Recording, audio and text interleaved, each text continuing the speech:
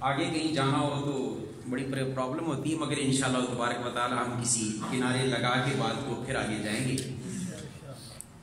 بغیر کسی تمہید مزید کے گفتگو شروع۔ قرآن کریم فرقان حمید کی ایک آیت بینہ کا کچھ حصہ جو ہجرت کے حوالے سے قرآن پاک میں ذکر ہے، کچھ حصہ صرف تلاوت کیا ہے، اور یہ صرف برکت کے لیے، بنیاد باندھنے کے لیے۔ انشاءاللہ تبارک و تعالیٰ دیکھیے آگے آگے ہوتا ہے کیا۔ اللہ کی کائنات میں فرمایا ثانی یسنین، دو کا دوسرا، دو کا دوسرا۔ اب یہ دوسرا کون ہے؟ بڑی قابل توجہ بات ہے۔ اللہ پاک فرماتا ہے ثانی یسنین، دو کا دوسرا، اذ ہما فی الغار، جب وہ دو غار میں تھے، جب وہ دو غار میں تھے تو دو کا دوسرا، اذ یقول لصاحبہ لا تحزن ان اللہ معنا، جب وہ اپنے ساتھی سے کہہ رہے تھے، اپنے سنگی سے کہہ رہے تھے، اپنے صحابی سے کہہ رہا تھا، دو کا دوسرا جب اپنے ساتھی سے کہہ رہا تھا لا تحزن، پریشان نہیں ہونا، ان اللہ معنا۔ بس آپ سے صرف اتنی درخواست ہے، توجہ سے بس سنتے ہیں، اور شان صدیق اکبر جہاں پہ تھوڑی سی میں کھول کے بیان کرنے لگوں نا تو وہاں پہ آپ نے سبحان اللہ کہہ کے بارگاہ صدیقی میں سلام ضرور عرض کرنا ہے۔ میرا مزاج نہیں ہے داد لینے کا، یہ جانتے ہیں ہمارے بزرگ بھی سارے، لیکن یہ ہے کہ آپ نے بارگاہ صدیقی میں سلام عقیدت ضرور پیش کرنا ہے، اور اس دور کی ضرورت بھی ہے۔ اب اس آیہ کریمہ کی روشنی میں اگر دیکھیں تو مفسرین کے دو اقوال ہیں، میں دونوں آپ کے سامنے رکھ دیتا ہوں۔ کچھ مفسرین نے کہا یہاں ثانی یسنین میں جس کو ثانی یسنین کہا گیا، دو کا دوسرا، وہ جناب تاجدار صداقت صدیق اکبر ہے۔ کچھ مفسرین نے یہ لکھا، اور میں بھی زیادہ اسی طرف مائل ہوں، کہ ثانی یسنین میں ثانی سے مراد اللہ کے حبیب جناب محمد مصطفیٰ، کیونکہ آیت کی ترتیب یہ بتا رہی ہے کہ دو کا دوسرا، جب وہ دونوں غار میں تھے، اپنے ساتھی سے جب وہ کہہ رہا تھا، اپنے ساتھی سے لا تحزن ان اللہ معنا، صدیق اکبر تو نبی کو کہنے سے رہے کہ لا تحزن، اس کا مطلب یہ ہوا کہ حضور ہیں، اور احادیث اس کی وضاحت بھی کرتی ہیں۔ تو اس لیے میرا اپنا طبعی رجحان بھی اسی تفسیری قول کی طرف ہے کہ ثانی سے مراد یہاں پہ ذات پاک مصطفیٰ۔ بات سمجھ رہے؟ اچھا، چونکہ یہ بیان کرنے والا اللہ پاک، بیان کرنے والا اللہ پاک ہے، تو اللہ پاک نے جو اور دو تھے ان کا ذکر کرنا تھا، جو غار میں تھے ان کا ذکر کرنا تھا، تو اللہ پاک نے فرمایا ثانی یسنین، دو کا دوسرا۔ اب بڑی قابل توجہ بات، یہاں پہ مفسرین کے دونوں اقوال ہم قبول کرتے ہیں۔ اگر اس سے مراد ذات مصطفیٰ ہو تب بھی ٹھیک ہے، اور اگر اس سے مراد تاجدار صداقت کی ذات ہو تب بھی درست ہے۔ تو آپ کہیں گے کہ ایک وقت میں دونوں کیسے درست ہو گئے؟ تو اب میں کر کے دکھاتا ہوں۔ اللہ پاک بات کر رہا ہے، کلام اللہ پاک کا ہے، ذکر ان دو کا ہو رہا ہے، اور فرمایا دو میں سے دوسرا۔ اب یہ دونوں ہی دو میں سے دوسرے تھے، دو میں سے دوسرے تھے۔ کیسے؟ اللہ پاک نے فرمایا دیکھو میرا دوسرا، میرے بعد مرتبے میں دوسرا وہ میرا مصطفیٰ ہے، اور میرے مصطفیٰ کے بعد مرتبے میں دوسرا وہ ابو بکر صدیق۔ بات سمجھ آ رہی ہے؟ اللہ کے بعد اس پوری کائنات میں مصطفیٰ سب سے اونچے، مصطفیٰ سب سے اونچے، اور اللہ کی پوری مخلوق میں مصطفیٰ کے بعد ابو بکر صدیق سب سے اونچے۔ یہ عقیدہ اہل سنت ہے، مگر میں اتنی درخواست ضرور کروں گا کہ اگر سنی ہے تو عقیدہ سنیاں والا رکھنا چاہیے۔ پلپلا مال چنگا نہیں ہوتا، وہ دوجے دانے بھی خراب کر دیتے۔ ایک داغی سیب ہو نا تو جی کوئی گل نہیں، انہوں پیار رہن ہو، وہ باقی بھی خراب کر دیتے۔ تو یہ چاہتے جی عقیدہ اہل سنت خراب کریں تو ٹھیک ہے، چھوٹ دیتی رکھو، اور اگر ایسا نہیں ہے تو پھر نہ دیکھو کوئی پیر کنی چوٹی دے تے سجادہ نشین کیڑی گدی دے تے مولوی تے مفتی کیڑے مدرسے تے کسے مسجد دے. یہ شخصیات تے بت نہ پالو. قبر سوال انہاں شخصیات دے بارے نہیں ہونا کہ انہاں کی آکھا تے تسی کی منیا. قبر میں پوچھا جانا ہے کہ آمینہ دے لال نے کی آکھیا تے تسی کی منیا. اس واسطے بالکل یہ شخصیت پرستی کے بت توڑ دو. آج کل ہمارے کچھ نام یاد 14 صدیوں کا اجماعی عقیدہ کہ افضل الخلق بعد از انبیاء سیدنا صدیق اکبر.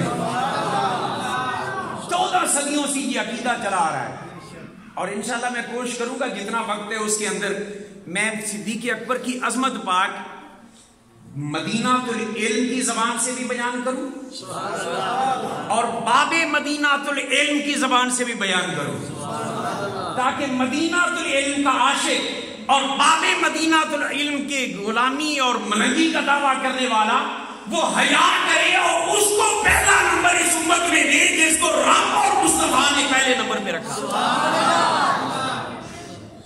بات سمجھ رہے ہیں جی فلاں بہت بڑا مناظر ہے. میں نے کہا ہے نہیں تھا. اب اس کے عقیدے خراب ہو گئے لہٰذا ہمارے لیے وہ حجت نہیں ہے. اب حجت الاسلام نہیں ہے کچھ اور ہے. کہ بات ذہن نشین کرے ہماری قوم بڑی بولی ہے. روح رہتا کر جانے نے جو بڑے ایڈے بڑے پیر ہوئے ساڑھے پیر صاحب ہوئے لوگوں یہ بات ذہن میں رکھیں. اللہ رسول کا فرمان سب سے پہلے. اب اس آیت کریمہ کی روشنی میں اتنا تو پتہ چل گیا ہوگا نا کہ جناب صدیق اکبر رضی اللہ تعالیٰ عنہ کا مقام یہ ہے کہ مصطفیٰ کے بعد وہ دوسرے ہیں. مصطفیٰ کے بعد وہ دوسرے ہیں. اور پھر اگلی بات اس آیت کے حوالے سے صرف اشارہ کر دیتا ہوں چونکہ آج میں قرآن پاک کی آیت کے نکات کی طرف نہیں جانا چاہتا. ابتدائی ایک تمہید باندھ لی وگرنہ تو اسی پہ ہمیں بات ختم کرنا پڑے گی. اس یقول لصاحبہ کا یہ جملہ قرآن پاک کی اس آیت کا یہ حصہ ہمیں وضاحت کے ساتھ واضح کر رہا ہے کہ لوگوں ابو بکر کا ہمسر مصطفیٰ کے صحابہ میں سے بھی کوئی دوسرا نہیں ہے. اس لیے کہ کسی اور صحابی کی صحابیت کا ذکر بائی نیم اس انداز سے قرآن میں نہیں ہے. اور ابو بکر صدیق وہ خوش نصیب صحابی ہیں جن کی صحابیت پر اللہ کا قرآن مور لگا رہا. سبحان اللہ. اسی لیے ہم کہتے ہیں صدیق اکبر کی صحابیت کا انکار کرنے والا قرآن کی نص کا انکار کر کے دائرہ اسلام سے خارج ہے. اور ہمارے آقا صلی اللہ علیہ وسلم نے شاید اسی لیے فرمایا ہوگا. حضور نے فرمایا کہ حب ابی بکر و عمر ایمان وبغضہما کفر. یہ میرا فتویٰ نہیں ہے پاک مجھے نہ گلا دینا. میں حضور کا فرمان سنا رہا ہوں. حضور نے فرمایا کہ ابو بکر اور عمر کی محبت یہ ایمان ہے. کیا ہے؟ ایمان ہے. اور فرمایا کہ ان دونوں کا بغض کفر ہے.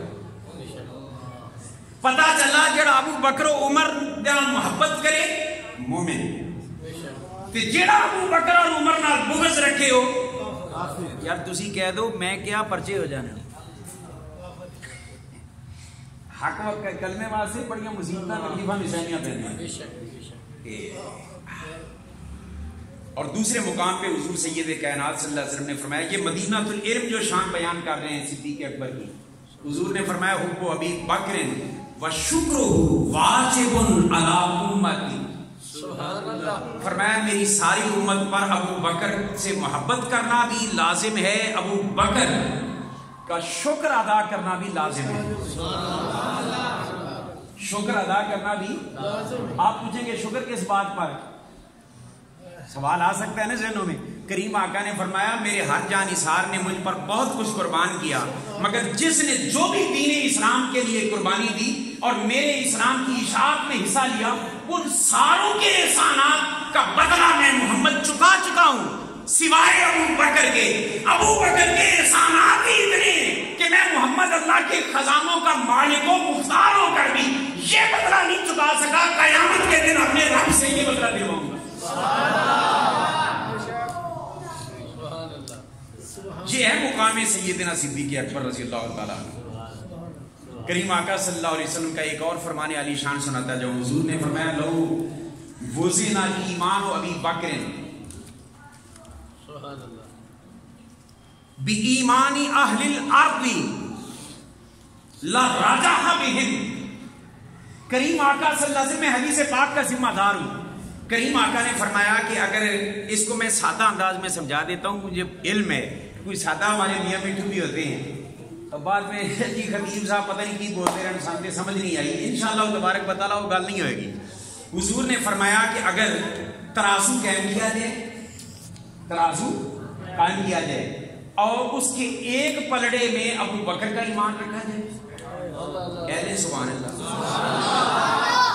ایک پلڑے میں صرف ایک ابو بکر کا ایمان رکھ دیا جائے. یہ حضور فرما رہے ہیں جن کی شان یہ ہے کہ ساڈے نبی دی زبان، ساڈے واسطے قرآن کسی اور کا بیان چنگا لگتا ہی نہیں. یہ وہ نبی فرما رہے ہیں جنہیں جنہیں کلمہ نبی نہ پڑھے اور اس حدیث پاک کو سنن تو بعد سلام یا صدیق نے نعرے لگائے. حضور نے فرمایا کہ ایک پلڑے میں ابو بکر کا ایمان اور دوسرے پلڑے میں یہ نہیں فرمایا صرف میری امت کا ایمان، فرمایا کہ ایمان اہل الارض، فرمایا زمین پر جتنے بھی ایمان والے آدم علیہ السلام کی امت پاک سے لے کر قیامت تک آخری مومن ایمان والا، زمین پر جتنے بھی ایمان والے ہیں، فرمایا ان سب کا ایمان دوسرے پلڑے میں رکھ کے وزن کیا جائے ابو بکر کے ایمان کے ساتھ، تو کریم آقا نتیجہ کیا نکلے گا؟ حضور نے فرمایا ابو بکر کا ایمان پھر بھاری نکلے گا. گلی گلی نگر نگر ابو بکر، گلی گلی نگر نگر ابو بکر، گلی گلی نگر نگر ابو بکر کا ایمان پھر وزنی. اچھا یہ اہل ارض کا ایمان ایک پلڑے میں، دوسرے میں صدیق اکبر کا. سونے نبی فرما رہے ہیں کہ یہ بھاری ہے پلڑا ابو بکر کے ایمان والا. اب دوسرے پلڑے میں کل زمین والے ایمان والوں کا ایمان ہے. ان کل میں کون کون آتے ہیں؟ اللہ اللہ اللہ جی پچھلی ساری امتیں بولیے. پھر آئے حضور کی امت کی طرف، جناب عمر پاک کا ایمان بھی اسی پلڑے میں. کہہ لیں سبحان اللہ. اس انداز میں یہ حدیث شاید پہلے آپ نے نہ سنی ہو، اس لیے ہر جملے پہ سبحان اللہ کہیں. بڑا غور و فکر کرنے کے بعد یہ اللہ عطا فرماتے ہیں یہ چیزیں. حضرت جناب عمر فاروق کا ایمان اسی پلڑے میں، جناب عثمان غنی کا ایمان اسی پلڑے میں، جناب مولا مرتضیٰ کا ایمان اسی پلڑے میں، جناب مولا حسن اور حسین کا ایمان اسی پلڑے میں، جناب سلمان کا، عمار بن یاسر کا، جناب ابو سفیان کا، حضرت امیر معاویہ، کل صحابہ کا ایمان اس ایک پلڑے میں. پھر غوث اعظم کا ایمان اسی پلڑے میں، دادا علی حجویری کا ایمان اسی پلڑے میں، خواجہ اجمیری کا ایمان اسی پلڑے میں. بھائی میں تو گناہگار ہوں، چلو میرے ایمان کی کوئی قیمت پہ وزن نہ ہوئے گا، مگر دیکھو تو صحیح کتنے وزنی لوگ ہیں. بابا سعید کا ایمان اسی پلڑے میں، مجدد الفسانی کا ایمان اسی پلڑے میں، شیر ربانی کا ایمان اسی پلڑے میں، تاجدار کچوچا کا ایمان اسی پلڑے میں، امام احمد رضا کا ایمان اسی پلڑے میں، محدث اعظم کا ایمان اسی پلڑے میں. کون حضور کی امت کے اکابر علماء، اغوا، سقطاب، فقہاء، ائمہ دین، صحابہ کرام، جہاں تک کہ صدیق اکبر کے سوا سب خلفائے راشدین کا ایمان بھی ایک پلڑے میں، اور ابو بکر کا ایمان نبی کی فرماؤں کی ابو بکر کا ایمان زیادہ کہ باقیاں سارے دا. بولیے اچھا ایمانداری دسو بلڈنگ کیڑی پکی ہوتی ہے جی بنیاد پکی ہوتی ہے؟ ایک نئے طرف میں آنے لگا ہوں. بلڈنگ وہ مضبوط گنی جاتی ہے نا جس کی بنیاد پکی ہو، کہ جی دی بنیاد ہی کچی ہوئے اتے شیش مال بنا لو، ایک دو ہواواں دے جھونکیاں نال جائے گا. مومن کی بنیاد کیا ہے؟ عمل نہیں، نماز روزہ یہ بعد کی باتیں، یہ اوپر والی بلڈنگ ہے. بنیاد ایمان، بنیاد ایمان. ایمان نال دسو جیدہ ایمان سارے اہل ارض دے ایمان نالو زیادہ وزنی اور سونا نبی گارنٹی دے رہے تو ان دے اتے عمارت جڑی عمل دی بنی ہوئے گی کنی سونی بنی ہوئے گی. تے جڑا اج دا کوئی ملنگ بھنگی چرسی وہ اعتراض کرے جی فلاں پاک کھو لیا فلاں کر لیا فلاں کر لیا، وہ چمل دے پترا اللہ کے نبی نے گارنٹی دی ہے کہ اس مکان ایمان کی بنیاد اتنی تکڑی ہے کہ سارے روئے زمین کے ایمان والوں کے ایمان ایک پلڑے میں رکھ کر ابو بکر کا ایمان تولا جائے تو ابو بکر کا ایمان پھر سے وزنی۔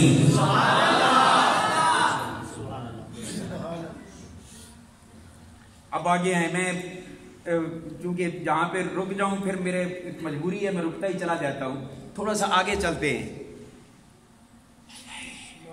چلو یار ایک آپ کو ایسی بات سناؤں کہ شاید ہمارے بہت سے علماء اور خطباء کی نظر بھی اس بات پہ نہ گئی ہو۔ کریم آقا صلی اللہ علیہ وآلہ وسلم کی بارگاہ میں حضرت عباس رضی اللہ تعالیٰ عنہ کے صاحبزادے حضرت عبداللہ بن عباس سب کو رضی اللہ تعالیٰ عنہما، وہ فرماتے ہیں، وہ اس حدیث پاک کے راوی ہیں، وہ فرماتے ہیں ایک دن میں اور میرے ساتھ مولا مرتضیٰ باب مدینہ العلم فاتح خیبر شکم، جناب علی اور مرتضیٰ میرے ساتھ تھے اور ہم حضور کی بارگاہ میں حاضر ہوئے۔ سبحان اللہ۔ اب یہ بات ذہن میں رکھیں، حضور کے چچا کے دونوں بیٹے ہیں، سبحان اللہ، وہ ابو طالب کا بیٹے ہیں، تو یہ حضرت عباس بن عبد المطلب کے بیٹے ہیں، اور ایک اعتبار سے یہ وزنی اس لیے ہیں کہ یہ ایسے خوش نصیب ہیں کہ بیٹا بھی صحابی، ابا عباس بھی صحابی۔ بات سمجھنے کے قابل، فرماتے ہیں کہ ہم دونوں ویر، چچا زاد ویر، اپنے چچا زاد ویر، مگر کہتے نہیں تھے، حضور کی بارگاہ میں حاضر ہوئے۔ اچھا وہ منظر کیسا حسین ہوگا یار کہ ایک نبی بیٹھے ہیں اور دوسرے نبی کے ویر آ گئے۔ علی باجو نبی دا ویر کوئی دکھاؤ، یہ پڑھنے والوں خدا کا خوف کرو، نبی کے دونوں ویر نبی کی بارگاہ میں بیٹھے ہوئے۔ سبحان اللہ۔ اچھا روایت فرما رہے ہیں حضرت عبداللہ بن عباس رضی اللہ تعالیٰ عنہ، اب سنیں اگلی بات، فرماتے ہیں ہم حضور کی بارگاہ میں حاضری کے لیے آئے، بیٹھ گئے جیسے فیضان بیٹے بیٹھے ہیں، سامنے بیٹھے ہو گئے صاحبزادے زیارت کرنے کے لیے، فرماتے ہیں کہ اچانک تاجدار صداقت ابو بکر صدیق آ گئے۔ کون آئے؟ جناب صدیق اکبر آئے۔ اچھا جب وہ آئے تو روایت میں یہ ہے کہ صدیق اکبر آ کر حضور سے مصافحہ بھی کرتے ہیں اور معانقہ بھی کرتے ہیں۔ سبحان اللہ، سبحان اللہ۔ اچھا معانقہ مصافحہ کے بعد سیدنا صدیق اکبر بھی بیٹھ جاتے ہیں۔ سبحان اللہ۔ پہلے دو بیٹھے تھے غلام، اب تیسرے بھی بیٹھ گئے۔ جب تین غلام بیٹھے ہیں نا تو تاجدار کائنات صلی اللہ علیہ وآلہ وسلم نے مسکرا کے فرمایا یا ابوالحسن۔ سبحان اللہ۔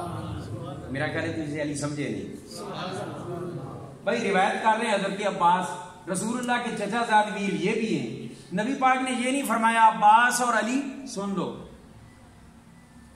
نبی پاک نے یہ بھی نہیں فرمایا تینوں سن لو، نبی پاک نے یہ بھی نہیں فرمایا روایت کر دینا میری امت سن لے، خاص طور پہ حضرت علی کو خطاب کرتے ہوئے آپ نے فرمایا یا ابوالحسن، اے حسن دے ابا جان۔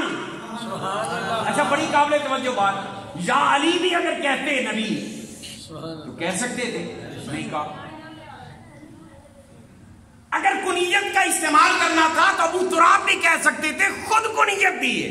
سبحان اللہ۔ اور مولا علی فرماتے ہیں مجھے یہ بڑی پیاری کنیت ہے کہ میں مٹی میں لترا ہوا تھا، میرے مصطفیٰ نے کہا قم یا ابا تراب۔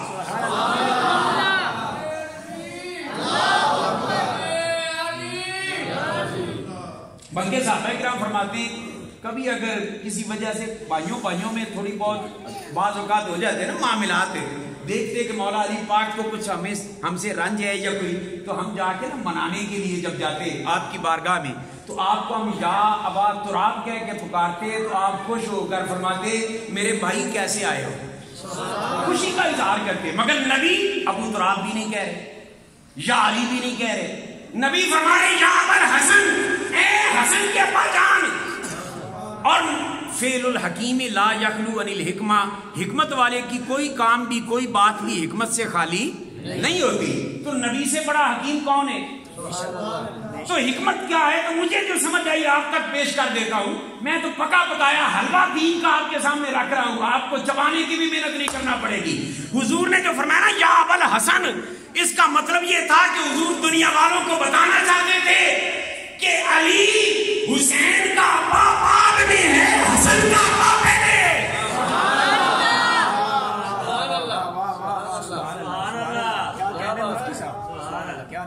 اتنی محبت دے دعوے دار ایک نو منے دوجے دا نا ہی نہ لے. بس یہ گل ہے, سنی کو منافقت کوئی نہیں. سنی نبی دی ہر نسبت دا احترام کرتے. اچھا فرمایا یا ابوالحسن.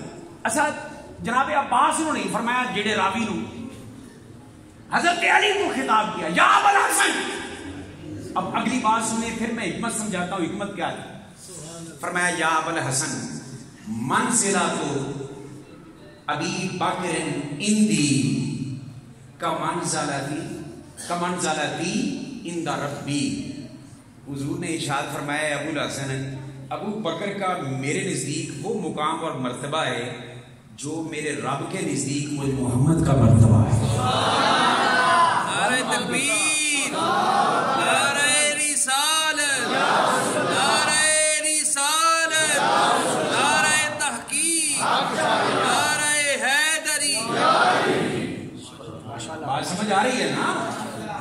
میرے سونے نبی نے فرمایا کہ ابوالحسن ابو بکر کا مقام اور مرتبہ مجھ محمد کے نزدیک بالکل ویسا ہے جیسا رب کی بارگاہ میں میرا مرتبہ ہے.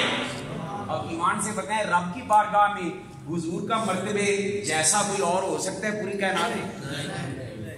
تو میں پھر کیسے مان جاؤں کہ ابو بکر سے بڑھ کر مصطفیٰ کو کوئی اور پیارا ہو؟ اچھا یار ایک اور دلچسپ بات, مولا علی سے کیوں فرمایا کہ ابوالحسن؟ حضور نے فرمایا میں غیب دان نبی ہوں. یہ 14ویں 15ویں صدی کے آج کے پرابلم نبی دیکھ رہے ہیں کہ کچھ لوگ ہوں گے علی علی کر کے ابو بکر کو پیچھے ہٹانے کی کوشش کریں گے, ان پر انگلیاں اٹھائیں گے. یہ پرابلم تو آج کا ہے نا, اس وقت کا تو تھا ہی نہیں. حضور نے حضرت علی کو اس لیے بطور خاص یہ جملہ کہا کہ علی تجھے اس لیے کہہ رہا ہوں تاکہ روایت جب تیرے نام لینے والوں تک پہنچے کہ تیری محبت میں غلو کر کے ابو بکر کو گالیاں بکنے والے, تو اگر تیری سچی محبت ہو تو تیرے اس جملے کی لاج رکھ دے کہ ابو بکر علی ان تک پیغام پہنچ جائے دنیا والوں تک کہ علی کو کہہ رہے ہیں کہ مقام میرے نزدیک ابو بکر کا اتنا اونچا ہے جتنا میرے رب کے نزدیک مجھ محمد کا مقام اونچا ہے. بات سمجھنے کے قابل ہے. اچھا ایمانداری اندر سو اللہ دا سونا نبی وہ کسی نے مسکا لا سکتے؟ ایسی تو چل رہی ہے نا جناب. اللہ کے نبی تو جو بات کرتے ہیں وہ وحی خدا ہے. کیا ہے؟ وحی خدا. اللہ کے نبی جب یہ کہہ رہے ہیں تو بولیے کوئی اور ہوتا ابو بکر کے برابر تو اللہ کے نبی تو اس کا بھی ذکر کرتے.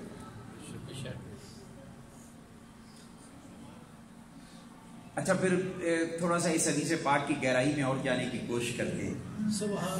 اللہ کے نزدیک حضور کا مقام کیا ہے؟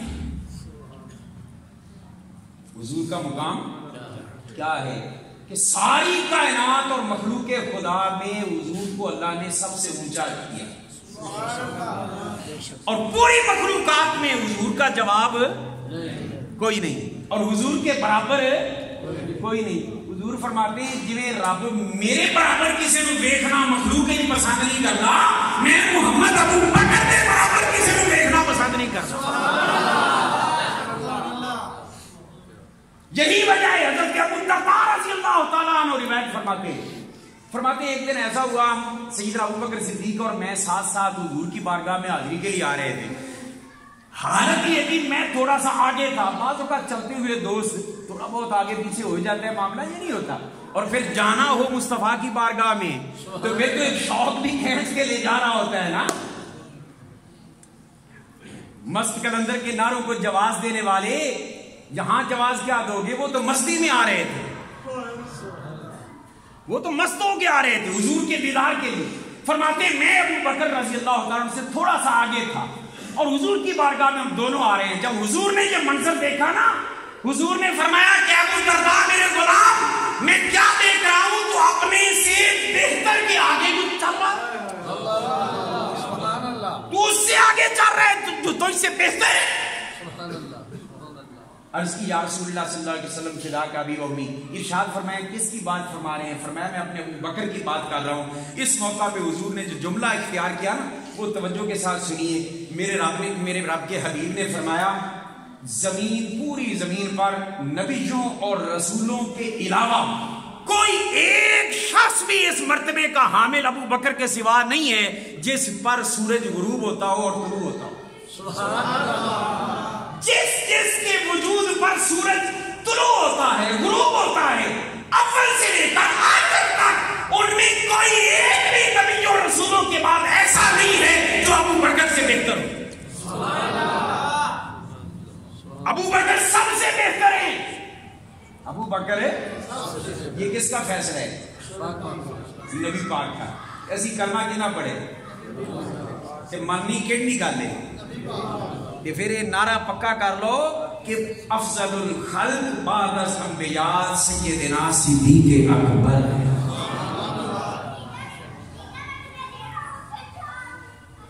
اچھا قربان جائیں میرے کریم. اب میں ان احادیث کے ذخیرے میں اگر پڑھتا ہوں تو بات تو پھیل دی جائے گی. میں اختصار سے کام لیتا ہوں. یہ وہ خوش نصیب ہیں جن کے بارے میں حضور نے فرمایا خلقت انا و ابو بکر و عمر من طینۃ واحدۃ.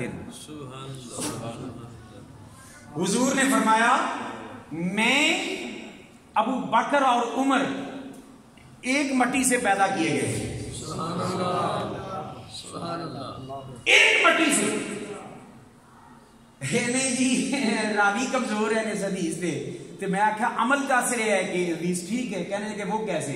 میں نے کہا اللہ کا قرآن فرماتا ہے منہا خلقناکم وفیہا نعیدکم ومنہا نخرجکم تارۃ اخری. فرمایا ہم اس سے خلق کرتے ہیں, زمین سے, اسی میں ہی لوٹاتے ہیں, اور پھر اسی سے دوبارہ اٹھایا جائے گا اور محشر کے میدان میں بلایا جائے گا. اب اس کا ترجمہ, اس حدیث, اس قرآن پاک کی آیت کا مفہوم اور وسیع انداز میں باب مدینہ العلم کی زبان سے بیان کرنے لگا ہوں. ذمہ داری سے عرض کر رہا ہوں. مولا کائنات علی شیر خدا فرماتے ہیں کہ جس جگہ سے انسان کی باڈی بنانے کے لیے مٹی لی جاتی ہے, وہ جگہ انتظار کرتی رہتی ہے کہ کب یہ مٹی اور یہ بندہ پلٹ کر میرے اندر دفن ہوگا. اور ہمارے اردو کے شاعر بھی یہ کہہ اٹھے کہ پہنچی وہیں پہ خاک جہاں کا خمیر تھا. میں نے کہا اس حدیث کو کہنے والوں کے راوی کمزور تھے, اس لیے ہم نہیں مانتے کہ نبی نے فرمایا کہ میں ابو بکر اور عمر ایک مٹی سے پیدا کیے گئے. میں نے کہا چلو پیدا ہوں گے تو یقین نہیں. آج دیکھ لو جاتی مار کے گلی گلی نگر نگر گلی گلی نگر نگر گلی گلی نگر نگر. اچھا یار پیار محبت کی حد ہوتی ہے کہ بندہ آدھی شناخت کسے نو دے دے. میں آپ کے سامنے بڑے آسان لفظوں میں یہ بات کر رہا ہوں. باب مدینہ العلم مولا کائنات سیدنا علی شیر خدا, سب کو سبحان اللہ, سبحان اللہ. مگر روزہ الگ رکھا, روزہ نجف اشرف شریف میں مدفون ہے نا, تو ایک الگ مرکز محبت ہے. غوث اعظم کا روزہ الگ, دادا کی اجمیری کا روزہ الگ, خواجہ اجمیری کا. اللہ کے ہر پیارے اور نبی کے ہر پیارے کے روزے الگ الگ کہہ رہے. ہم گئے باٹی اور وہاں سے جب اندر داخل ہوئے اور جا کر دیکھا سامنے مزار ہے, ہم نے پوچھا یہ کس کا روزہ ہے؟ ہر ایک نے کہا داتا علی حجویری کا روزہ ہے. ہم گئے شرق پور شریف, وہاں جا کے پوچھا یہ کس کا روزہ ہے؟ یہ شیر ربانی کا روزہ ہے. ہم گئے پاک مدن, پوچھا یہ کس کا روزہ ہے؟ یہ بابا فرید الدین گنجی شاکر کا روزہ ہے. نجف اشرف دعا کرے ہم سب حاضر ہو جائیں. ہم گئے, ہم نے پوچھا یہ کس کا روزہ ہے؟ یہ مولا علی پاک کا روزہ ہے. یہ امام حسن کا روزہ ہے، ہم سارے کے سارے روزے الگ الگ شناخت، مگر قربان جائیں میرے مصطفیٰ نے فرمایا ابو بکر اور عمر تواڈے نال یاری ہے نہیں پکی ہے گڑی ہے کہ میں تواڈی شناخت بھی الگ نہیں کراں گا، ایتھے دفن تاکہ ایجو ہی روزہ مصطفیٰ ہوئے، ایجو ہی روزہ صدیق باصفا ہوئے، ایو ہی روزہ عمر فاروق سبز گنبد دے اندر جو بچنی سی تھاں کملی والے دے یاراں دے کم آئے۔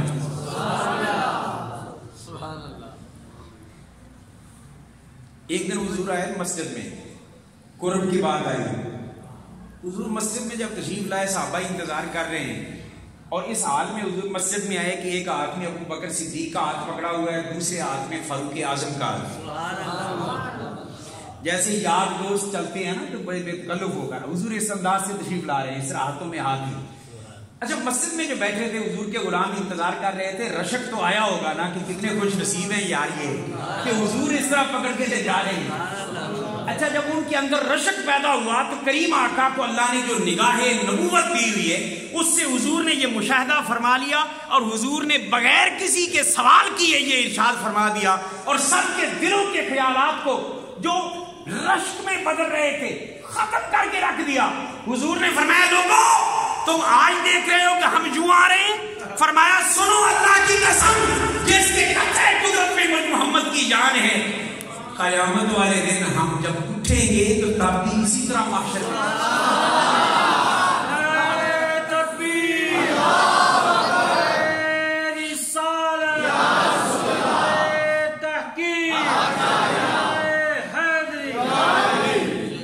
قیامت کے دن اسی طرح ہم اٹھائے جائیں گے۔ وہ تاجدار گولڈا کا شہزادہ وہ بول اٹھانا کہ نام آنے سے ابو بکر و عمر کا لب پر، نام آنے سے ابو بکر و عمر کا لب پر، تو بگڑتا ہے وہ پہلو میں سلائے ہوئے ہیں۔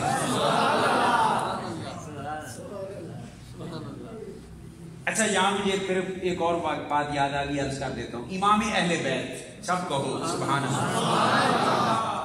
سیدنا امام محمد باقر جو کہ صاحبزادے ہیں سیدنا امام زین العابدین کے اور والد ہیں امام جعفر الصادق کے، جہاں سے لوگوں نے فقہ جعفریہ کا شوشہ چھوڑا ہوا ہے۔ امام جعفر الصادق کے والد گرامی اور امام زین العابدین کے شہزادے سیدنا امام محمد باقر مسجد نبوی میں تشریف فرماتے، ایک پینڈو آیا، دیہاتی آیا، اس نے آ کے مسئلہ پوچھا، اس نے عرض کی جا کہ حضرت یہ بتائیں کہ ابو بکر و عمر کا حضور کے پاس کیا مقام تھا، حضور کے نزدیک ابو بکر و عمر کا مرتبہ کیا تھا؟ قربان جائیں امام جعفر صادق کے والد گرامی اور امام زین العابدین کے شہزادے امام محمد باقر بول اٹھے، فرمانے لگے بول کے بتاؤں یا عملی طور پہ دکھا دوں؟ عرض کیا ہوگا سونیا عملی طور پہ دکھا دے تو مزہ آ جائے۔ حضور نے فرمایا، سیدنا امام محمد باقر نے اشارہ کیا گنبد خضراء والے حجرے کی طرف، فرمایا اندر جا کے چاتی مار کے دیکھ، جس طرح آج قریب قریب ہیں اسی طرح تب بھی قریب قریب تھے۔ جو آج مقام نظر آ رہا ہے قبروں کا، یہی مقام ظاہری حیات میں ابو بکر و عمر کو نبی کے پاس نصیب تھا۔ صحابہ کرام فرماتے ہیں حضور کا حسن و جمال تو سبحان اللہ، حضور کا حسن و جمال مگر حضور کے حسن کو ٹک ٹکی باندھ کے دیکھنے میں بھی ہمارے اندر ہمت نہیں۔ ادب کے ساتھ نا ایسے تھوڑی سی نظر ایسے ترچھی سی کر کے اٹھا کے تک کے پھر نظریں جھکا لیتے۔ پیر میر علی شاہ کی زبان میں یہ کہتے ہوں گے گو یہ آنکھ کی بات میں کر رہا ہوں اور وہ منہ کی بات ہے، وہ کہتے ہوں گے کہ بلکہ وہ بھی آنکھ ہی کی بات ہے کہ کتے میرے علی کتے تیری سنا گستاخ کیاں۔ اچھا بڑے ادب کے ساتھ دیکھتے اور آنکھیں جھکا دیتے، مگر صحابہ کرام جو یہ روایت فرماتے ہیں نا وہ ساتھ فرماتے ہیں دو بندے ایسے تھے ہمارے اندر کہ ہم تو اس طرح دیکھتے تھے نا اور ادب سے نظر جھکا لیتے تھے، مگر دو ہمیں ایسے تھے کہ جو رسول اللہ کو دیکھے ہی جایا کرتے تھے سبحان اللہ، اور حضور ان کو دیکھے جایا کرتے تھے۔ وہ حضور کو دیکھ کر ہنستے اور مسکراتے تھے حضور انہیں دیکھ کر ہنستے اور مسکراتے تھے. کسی نے پوچھا وہ کون تھے؟ وہ صحابی رسول پکار اٹھا، ان دونوں میں سے ایک کا نام ابو بکر ہے، دوسرے کا نام عمر ہے. یہ مقام اور مرتبہ جناب صدیق اکبر کو میرے رب نے دیا ہے. یہ تو دنیا کی بات ہے. نبی آخرت میں بھی جدا نہیں کرتے. ابھی حدیث پاک سنائیے نا، فرمایا معاشر میں بھی ایسے جائیں گے. لو اگلا ایک سن لے. حضور علیہ السلام نے ایک دن اللہ کی بارگاہ میں دعا کر دی. بولیے نبی کی دعا میرا رب کبھی رد کرتے؟ اللہ کے محبوب ہیں، مانگ رہے ہیں. دعا کیا مانگی؟ اللہم اجعلنی درجۃ ابو بکر مع درجتی فی یوم القیامہ او کما قال صلی اللہ علیہ وسلم. حضور نے دعا کی اللہ کی بارگاہ میں، یا اللہ قیامت کے دن ابو بکر کو میرے مرتبے میں جنت میں رکھنا. اب حضور کا مرتبہ تو ایسا ہے نا، سب نبیوں سے بھی اونچا. سب کوئی مت کہے کہ جی اس کا مطلب ہے نبی نے دعا کی تھی نا، کوئی رولا سی. پانگ اور چرس کے سوٹے لگانے والے، تمہیں کیا پتا قرآن اور حدیث کو کیسے سمجھا جاتا ہے؟ رولے کی بات نہیں تھی. ابو بکر صدیق کنفرم جنتی. بلکہ ایک موقع پر حضور نے فرمایا کہ لوگوں، مسلمان کے اندر 360 خصلتیں اللہ نے ایسی پیدا کی ہیں کہ ان میں سے ایک خصلت کسی کے اندر پیدا ہو جائے، میرا رب جس کو جنت میں بھلائی کا ارادہ کرے اس میں ان 360 میں سے ایک خصلت اللہ پاک پیدا فرما دیتے ہیں، اور اس ایک خصلت کی وجہ سے وہ جنت میں چلا جائے گا. جب حضور نے یہ ارشاد فرمایا نا، جناب تاجدار صداقت ابو بکر صدیق عرض کرتے ہیں، سونیا انہاں خصلتاں تے خوبیاں وچوں کوئی میرے وچ بھی رب نے رکھی، میرے اندر بھی کوئی ہے؟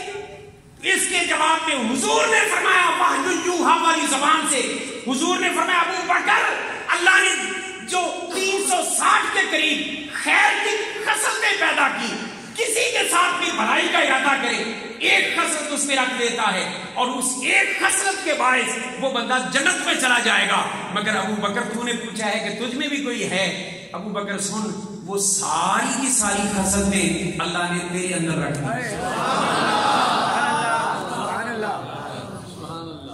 وہ اکٹھیاں کر دی ہیں تیرے وجود میں. اب کنفرم جنتی.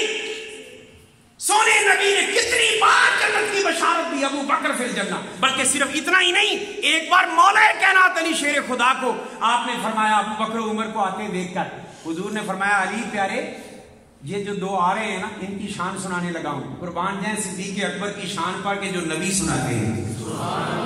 فرمایا کہ علی یہ جو دو آ رہے ہیں ابو بکر عمر میرے غلام، ان کی شان یہ ہے کہ سیدہ طہور اہل الجنہ، جتنے دنیا میں بوڑھے ہو کر جنت میں جائیں گے نا، ان سب کے امام اور سب کے سردار ہیں.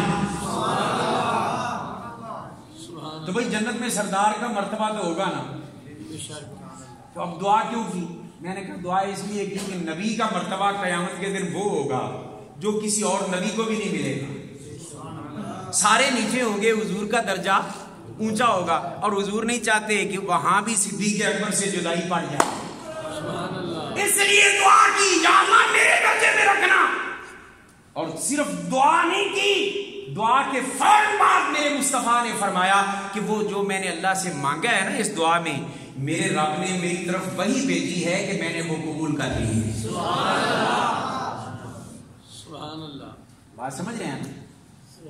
اب آئیں ایک اور ایسی روایت پیش کرنے لگا ہوں جس کی طرف دھیان عام طور پہ کم دیا جاتا ہے.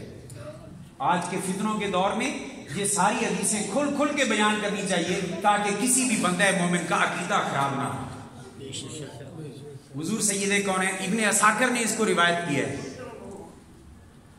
حضور علیہ السلام نے فرمایا معاشر جب قائم ہوگا نا، پل صراط سے لوگ گزرنے لگیں گے تو پل کے پاس میرا ایک ممبر بچھا دیا جائے گا. امتی کو دیکھ کر رب سلم کی دعائیں جو کرنی ہیں، فرمایا ایک ممبر رکھ دیا جائے گا میرے لیے.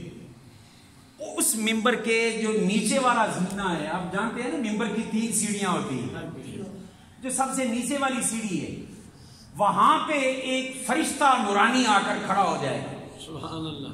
ایک نورانی فرشتہ وہاں پہ آ کے کھڑا ہو جائے گا اور کھڑا ہو کر کہے گا من عرفنی فقد عرفنی،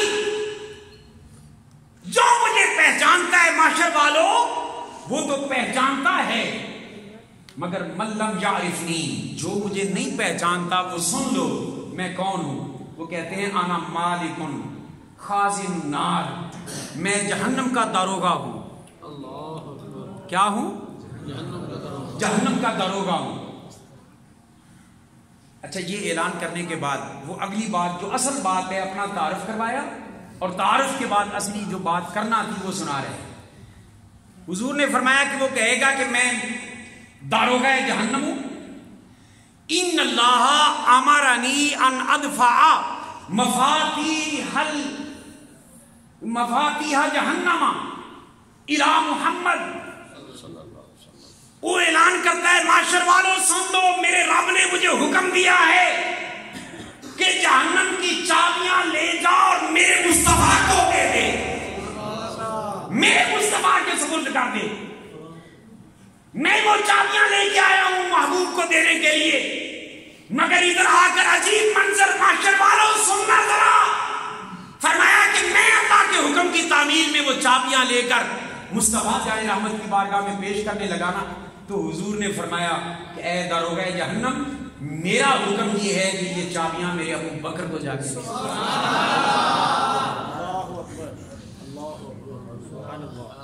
کہ کس کو دے دو؟